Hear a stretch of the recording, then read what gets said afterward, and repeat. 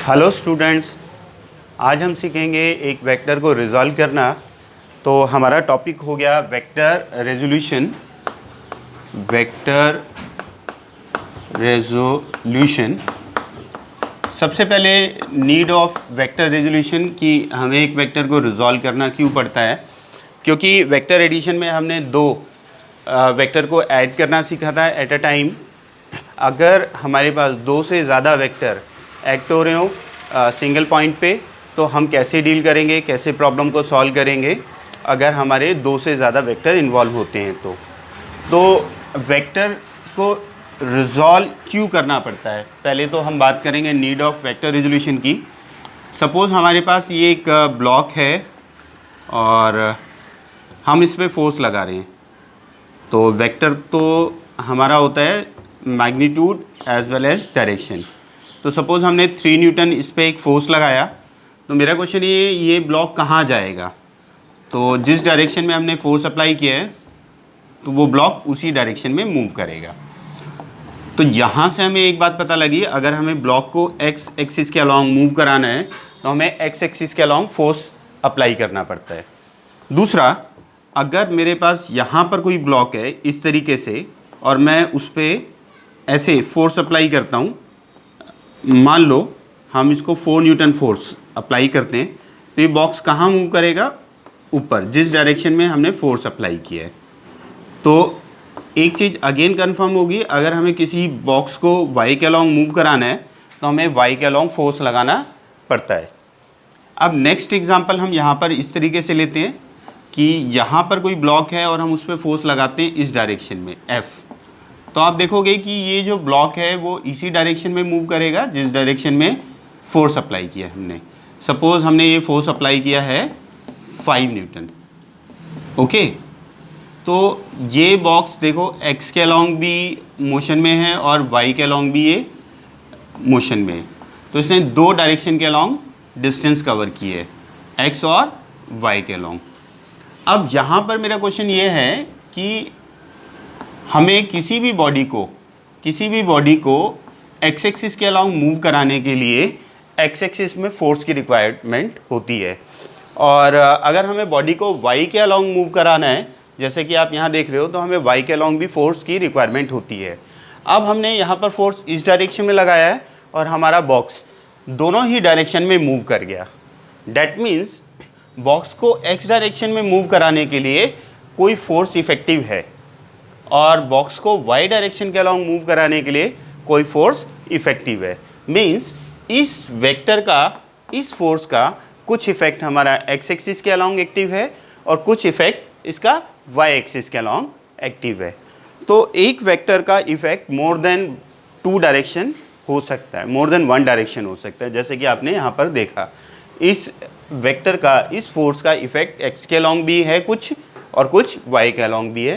तो आज हम यही निकालेंगे कि एक वेक्टर का इफेक्ट एक्स के अलॉन्ग कितना है और वाई के अलॉन्ग कितना है। अब हम एक एग्जांपल और लेते हैं यहाँ पर।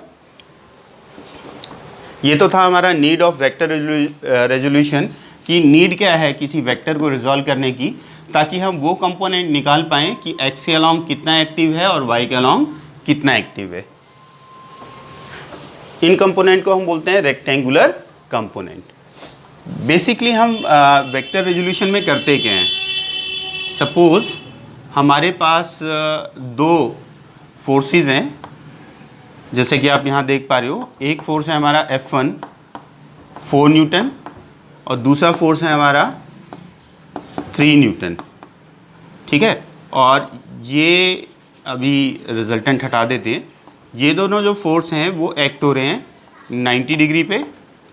अब मैं इनका रिजल्टेंट निकालूं, रिजल्टेंट फोर्स, तो मेरे पास वो आएगा a² + b² + 2ab cosine of angle between tail of 2 vector, जो कि 90 डिग्री है। और हम जानते हैं cos 90 हमारा 0 होता है, तो ये पूरा 0 हो गया। तो यहाँ पर ये आया हमारे पास 4² + 3² मीन्स 16 + 9 25, और 25 का रूट होता है बच्चों 5 न्यूटन। तो अगर मैं इन दोनों को ऐड करूं तो मेरे पास रिजल्टेंट आता है 5 न्यूटन। ये रिजल्टेंट फोर्स आ गया। अब वेक्टर रेजोल्यूशन में क्या करते हैं हम, सपोज़ मेरे पास एक वेक्टर है 5 न्यूटन और मैं इसको रिजॉल्व करता हूँ, तो मेरे पास जो इसके दो कंपोनेंट आएंगे वो कंपोनेंट आएंगे मेरे पास 4 न्यूटन और 3 न्यूटन, अगर ये एंगल मेरा 37 डिग्री है। यहाँ पर भी ये वाला एंगल रिजल्टेंट का 37 डिग्री रहा था, ठीक है।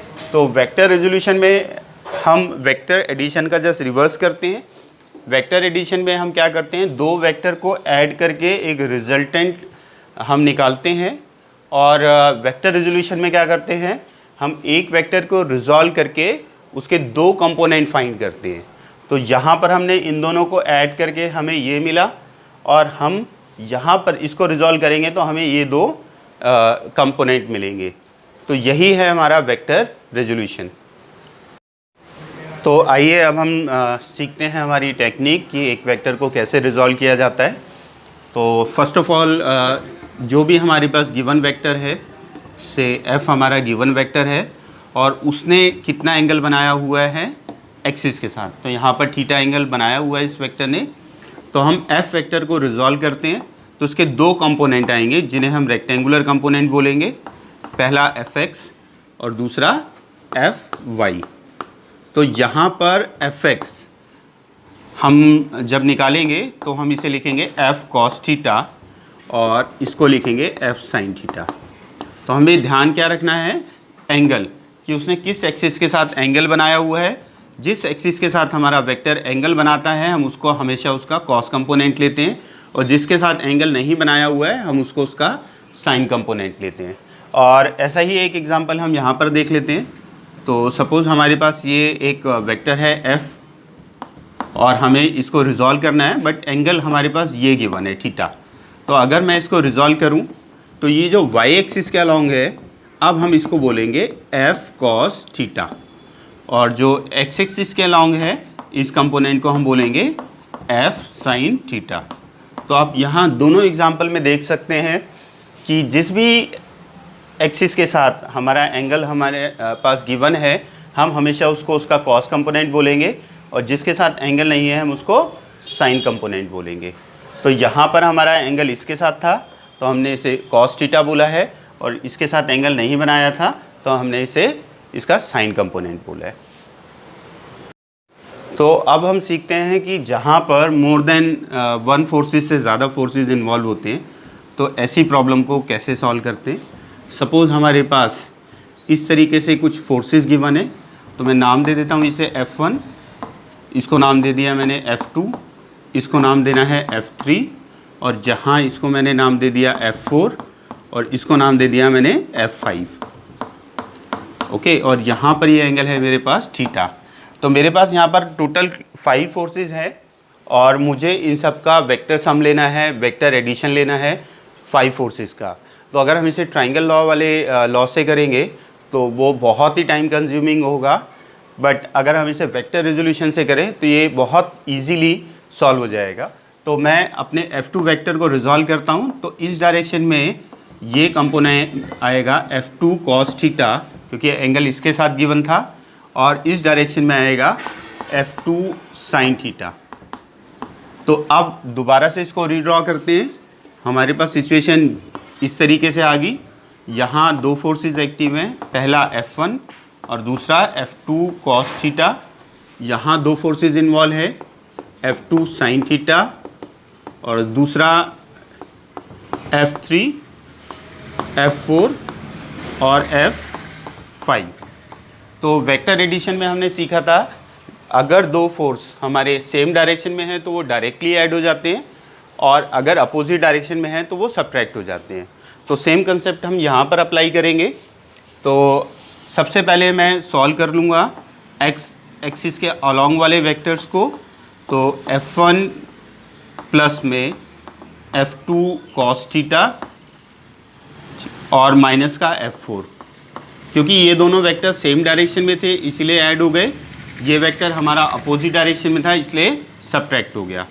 अब मैं निकालूंगा समेशन Fi, मतलब y डायरेक्शन वाले वेक्टर्स को सॉल्व करेंगे हम।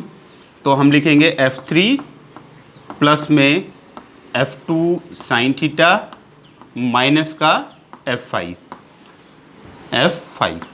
तो ये दोनों वेक्टर हमारे सेम डायरेक्शन में है, इसलिए मैंने ऐड कर दिया, और अपोजिट डायरेक्शन वाले वेक्टर को मैंने सब्ट्रैक्ट कर दिया। तो अब मेरे पास दो वेक्टर आ गए, समेशन Fi समेशन Fx।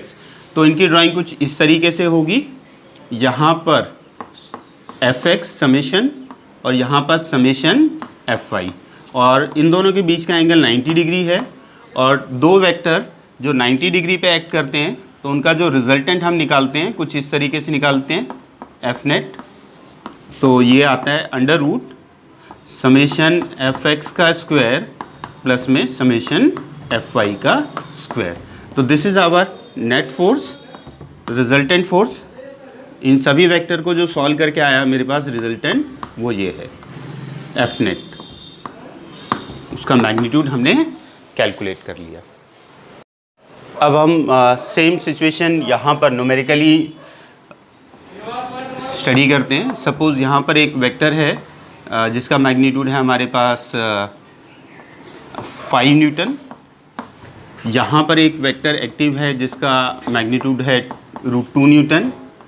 यहाँ पर मेरे पास एक वेक्टर है जो कि 7 न्यूटन है। जहाँ पर मेरे पास एक वेक्टर है जो कि 3 न्यूटन है।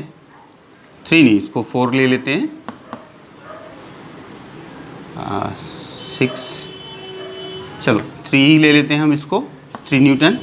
और इस डायरेक्शन में हम अपने वेक्टर को ले लेते हैं 4 न्यूटन, ठीक। और ये एंगल हमें गिवन है 45 डिग्री का। तो अब मुझे इन सब का वेक्टर एडिशन लेना है। मींस ये सिचुएशन ऐसी है कि एक पॉइंट पे 5 फोर्सेस एक्ट हो रहे हैं जिनका मैग्नीट्यूड और डायरेक्शन हमारे पास गिवन है। हमें नेट रिजल्टेंट कितना फोर्स लगेगा वो कैलकुलेट करना है। तो 5 वेक्टर को ऐड करने का सबसे बेस्ट तरीका क्या है, हम वेक्टर को रिजॉल्व कर लेते हैं। अगर मैं इस वेक्टर को रिजॉल्व करूँगा तो ये मेरे पास आएगा f cos थीटा। तो cos थीटा होता है 45, f cos 45। तो 45 की वैल्यू होती है 1/√2। तो ये कैंसिल होकर मेरे पास 1 न्यूटन बनेगा। ऐसा ही अगर मैं इसको रिजॉल्व करूँ f sin 45, तो ये भी हमारे पास 1 न्यूटन आएगा। आप देख लो हमारे पास f गिवन है √2 न्यूटन। तो इसका अगर fx कंपोनेंट देखा जाए तो होगा f cos 45। तो f √2 है, cos 45 का वैल्यू √2 है, और कैंसिल होके 1 आ गया। ऐसे ही Fy निकालूंगा तो मैं, तो ये आएगा f sin 45, क्योंकि एंगल 45 है और f की वैल्यू कितनी है √2, और sin 45 की भी वैल्यू होती है √2, कैंसिल होके आया 1 न्यूटन। तो हमने यहाँ पर इस वाले वेक्टर को रिजॉल्व कर लिया है। तो हमारे पास सिचुएशन कुछ इस तरीके से आ गई है, 7 न्यूटन, इसी डायरेक्शन में 1 न्यूटन, इस डायरेक्शन में हमारे पास 5 न्यूटन और 1 न्यूटन, और जहाँ पर हमारे पास एक्टिव फोर्स है 3 न्यूटन, और जहाँ पर है हमारे पास 4 न्यूटन। तो अब हम क्या करते हैं, एक्स डायरेक्शन में जितने भी वेक्टर हैं उनको सॉल्व कर लेते हैं। तो हो गया 5 + 1 - 3, तो डैट मीन्स ये हो गया हमारा 6 - 3 न्यूटन। और ऐसे ही हम निकाल लेंगे समेशन Fy 7 + 1 - 4, 8 - 4 न्यूटन। तो अब इनका रिजल्टेंट निकालेंगे हम, मींस नेट फोर्स, क्योंकि अब हमारे पास सिचुएशन ये आ गई है कि टोटल जो फोर्स है x के अलॉन्ग हमारे पास 3 न्यूटन है, और y के अलॉन्ग जो टोटल फोर्स है नेट फोर्स वो है 4 न्यूटन। तो इनका जो रिजल्टेंट है कुछ इस तरीके से आएगा जैसा मैं यहाँ दिखा रहा हूँ, F net equal to under root summation Fx का स्क्वायर प्लस में समेशन Fy का स्क्वायर। तो यहाँ पर मेरे पास Fx है 3 और Fy है हमारे पास 4, और इसको सॉल्व करेंगे तो ये कितना आया 5 न्यूटन। तो देखा कितना इजी हो गया हमारा वेक्टर रेजोल्यूशन से वेक्टर को ऐड कर पाना। तो हमने यहाँ पर 5 फोर्सेस को ऐड किया और हमें बिल्कुल भी टाइम नहीं लगा। तो this is the advantage of vector resolution. We can add more than 2 vector easily by using the concept vector resolution. Thank you.